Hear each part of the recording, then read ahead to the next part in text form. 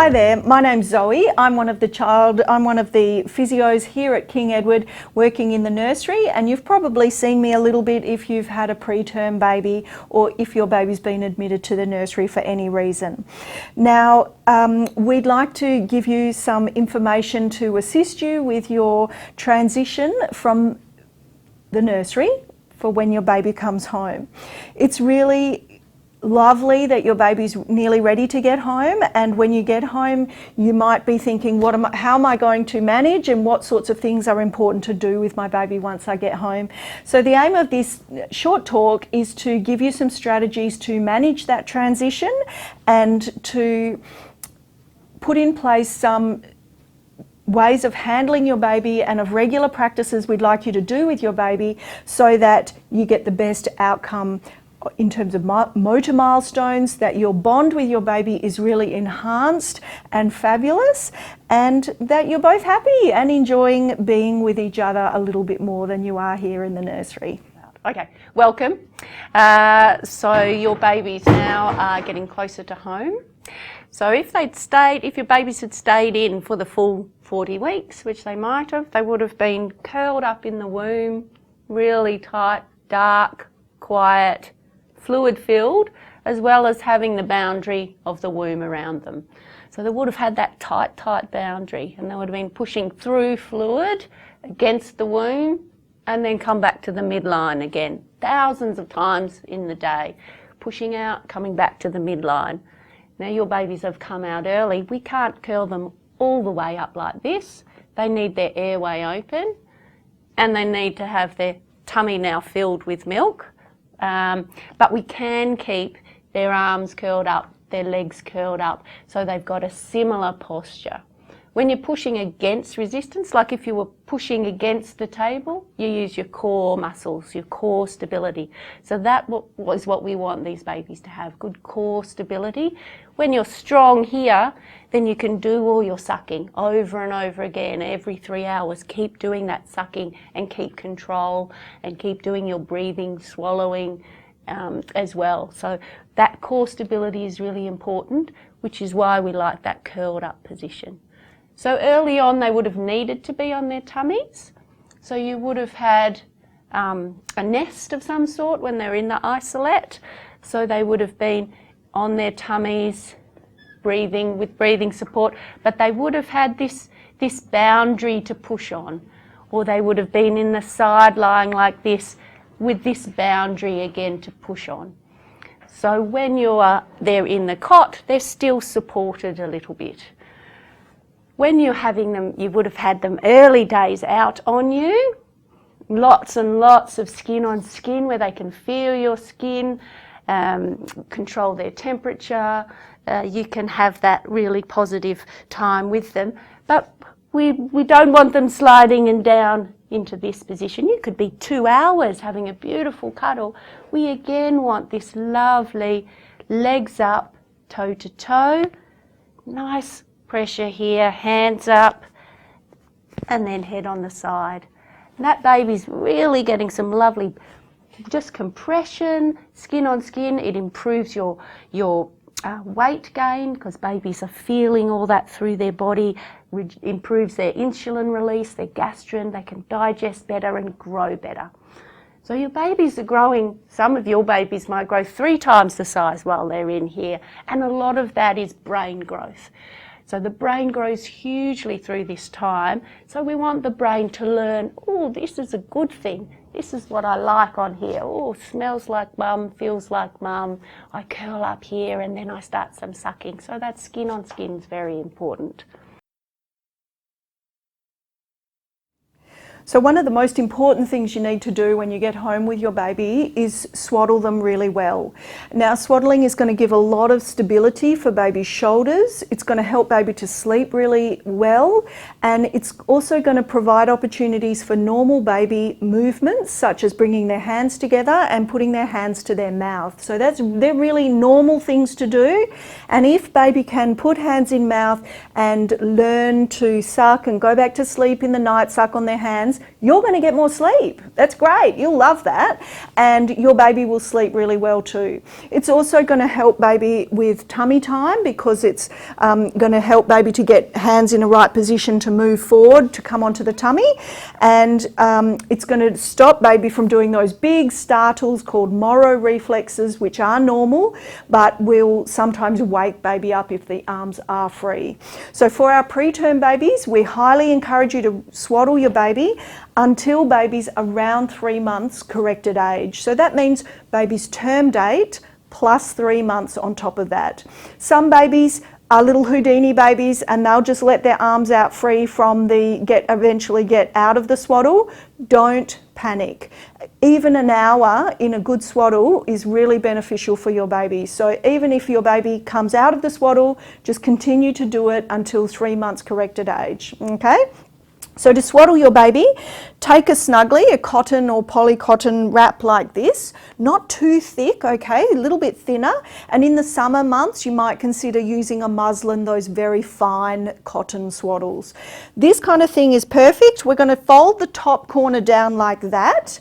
And then when you pop it on baby's bed, you're going to take baby and pop baby onto the center of the swaddle so that the baby's ears are in line with the edge of the swaddle. That's important. You don't want baby's shoulders here. That's not going to be helpful. We want baby a little deeper in the swaddle so that he or she can be well supported. Then I want you to swaddle one arm at a time. Aim baby's elbow towards his or her belly button and keep the hand underneath the mouth.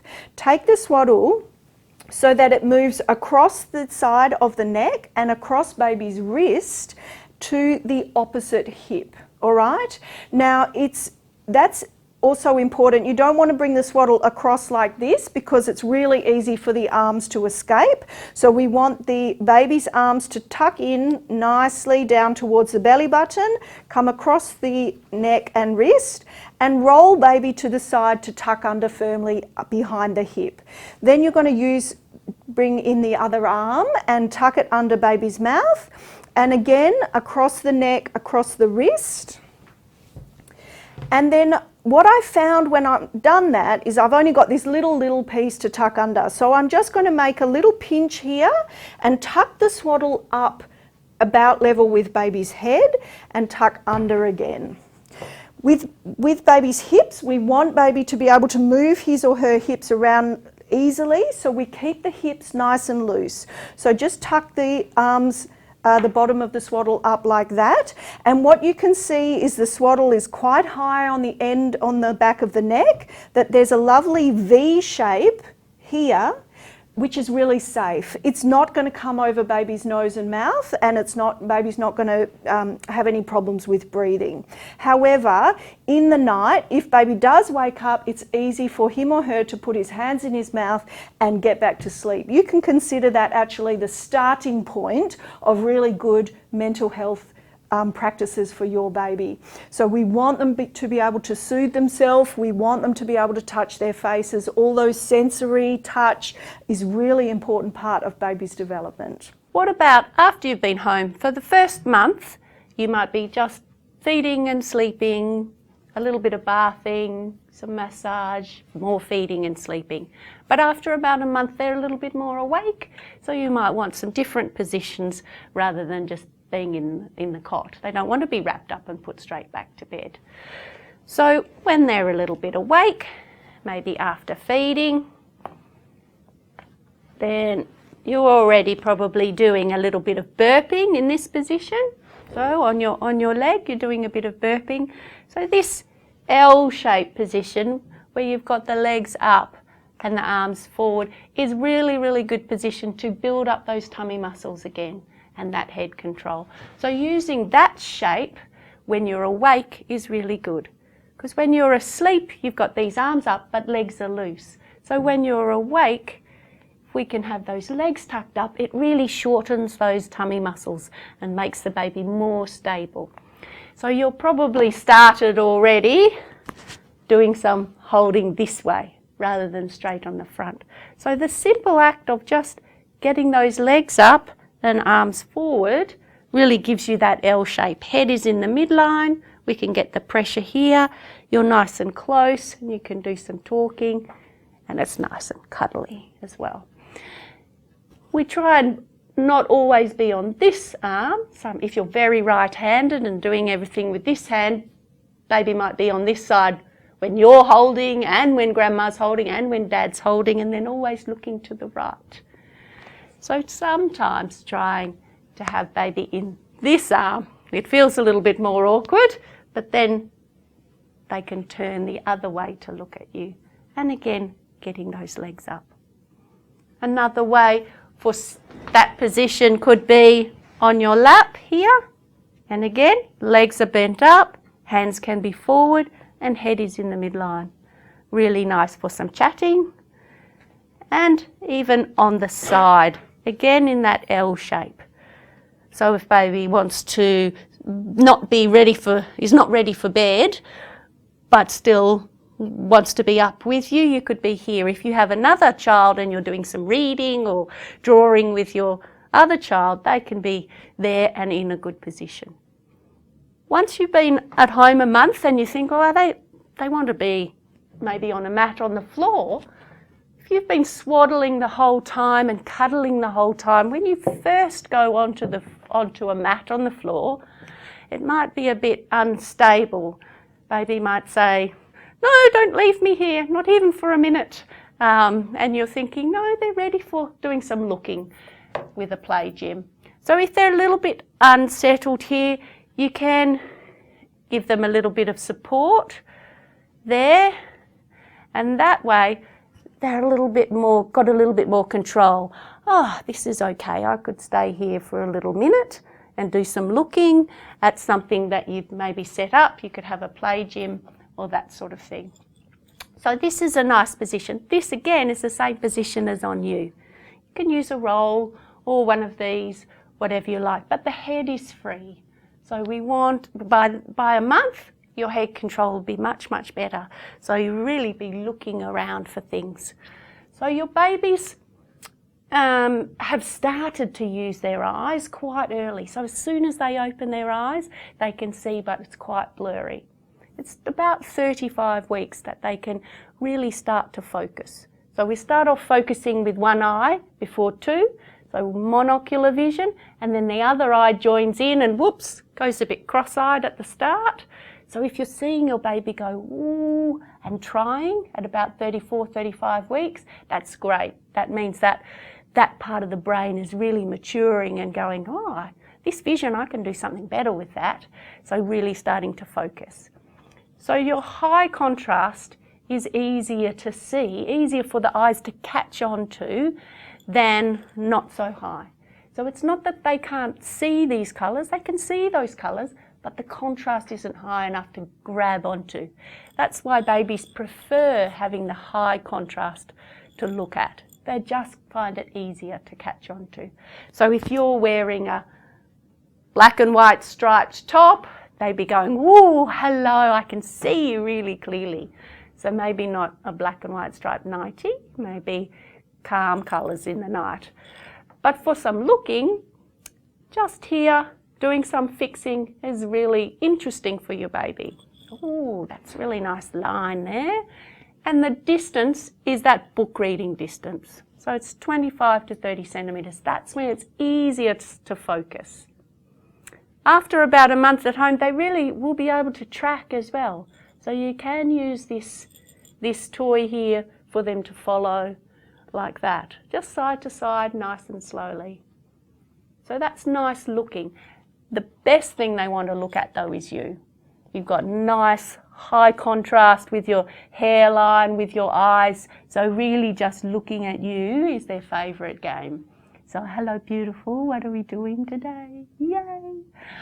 By the second month, they're really looking at your mouth, so more your face, so they can smile in response to a smile because they're thinking, where's that good noise coming from? I want to match that. So that's the start of really early communication. So your talking with your baby is really important as well. So hearing, most of your babies will have a hearing test at 35 weeks, and the hearing develops by what you put in.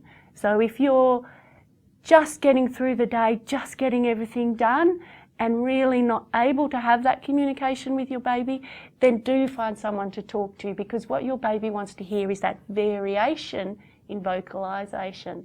So absolutely, what are we doing today? Oh, nothing, maybe some washing. Yes, okay, so up and down so your baby can hear that and anticipate, oh, a smile is coming. I'm going to learn that communication to start the smiling. So really important that we use that variation as well. So a lot of toys do have noises in them. Your babies can follow already from term, follow you when you're calling their name, especially mum's voice. They've been hearing since about, 26 weeks at least, processing hearing. So they really are wanting to have that sound. Now in the unit, there's been a lot of sound, a lot of noise, and noise that doesn't really necessarily make sense to the baby. So alarms and pages and talking that doesn't make sense to your baby. Whereas when you're home and you're here and talking, there's a real connection between what that noise is and what it means and what I can do with that noise. So having some of that special quiet time where you haven't got the television and the radio and the dishwasher on, it's just you. It might be just during nappy change, it might be during some massage, where you can really have some lovely communication and your baby can make sense of that noise. Is really nice time. So that's vision, hearing, positioning. Now there's lots of talk about tummy time, and some of your babies will have shown you already, oh, they're really good with their head. But they don't need to practice their tummy time to be really working on that pushing, again, until you've been home about a month. If you had your baby at term and went home, you wouldn't start your tummy time straight away. It's just that you know your baby so well already because you've been here for so many weeks.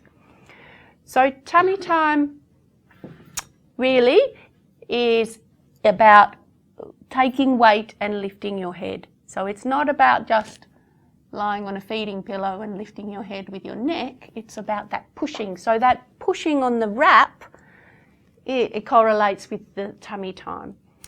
So the easiest way to start is on your chest. So if you're reclined, I'll try and move. If you're reclined, gravity has less of effect. So it's a little bit easier with you supported, elbows under the shoulders, and then baby can, hello there, how are you? Really do some lovely lifting. Might only be 10 seconds and a bit of a wobble and then back down again, well done. And then they might do it again. So that is tummy time rather than just lifting the neck like that. So a little bit of this is really lovely to do and really builds up that good stability. Once they can do that, they might progress to doing on the lap here. So again, elbows under shoulders and a little bit of looking. Yeah? Watching dad do the washing up, maybe. Yeah? We can support in the hands, we can do some rocking if they're not that keen. But this tummy time is really important because it's safe, it's warm, it's not on the floor. It could be across this way if you're reading with another child or something on your lap. Not stressful for baby.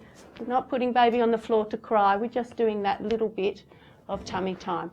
Once they're good with that and you think, oh, they can do that for nearly a minute, then you might want to start setting up on the floor, on the mat on the floor.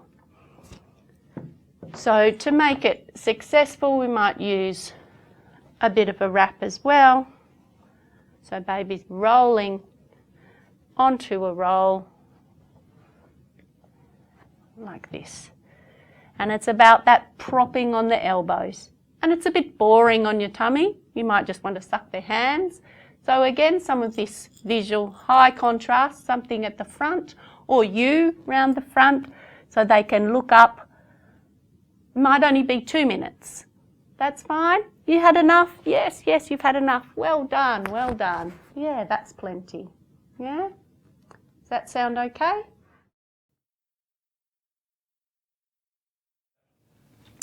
A lovely way to interact with your baby is to make a nest like this using a pillow and a rolled up thicker towel into a U shape.